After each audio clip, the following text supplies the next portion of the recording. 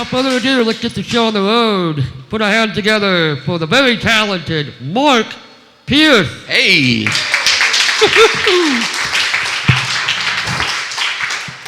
I've got so many good friends that are on the roster here this evening. It's just amazing. And those people make my life better, and I think they'll make your life better here this evening as well. So it's a wonderful opportunity. You know, I got thinking about my writing style, and I usually kind of do the naivete thing. And the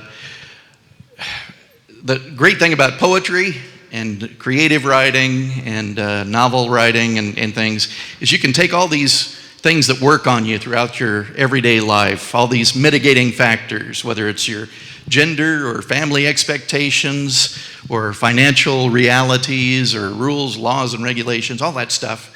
And as a writer, you can take 1 or 2 or 15 or 20 of those mitigating factors and blow them up until they're huge and humongous.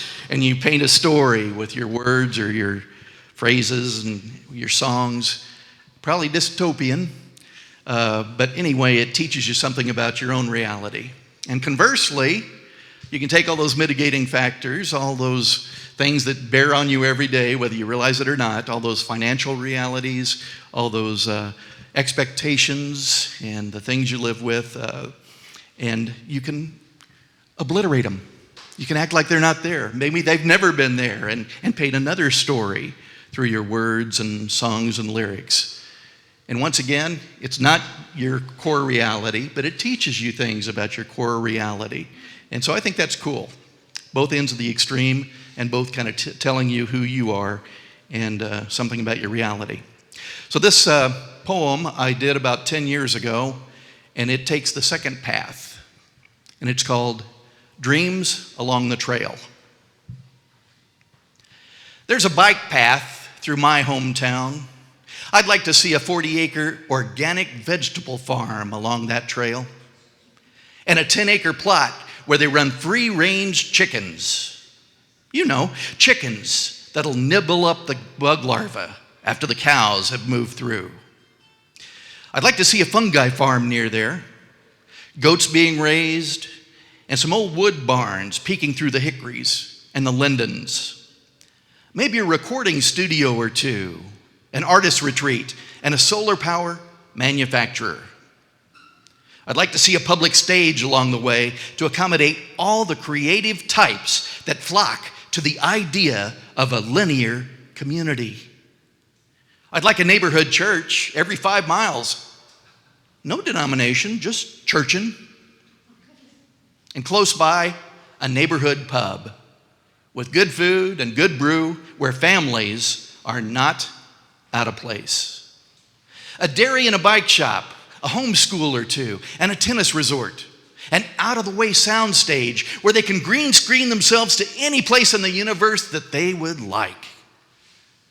Computer specialists dotting the countryside, they'd be welcome too, as long as they kept a part of themselves open to the physicality of a non-virtual reality.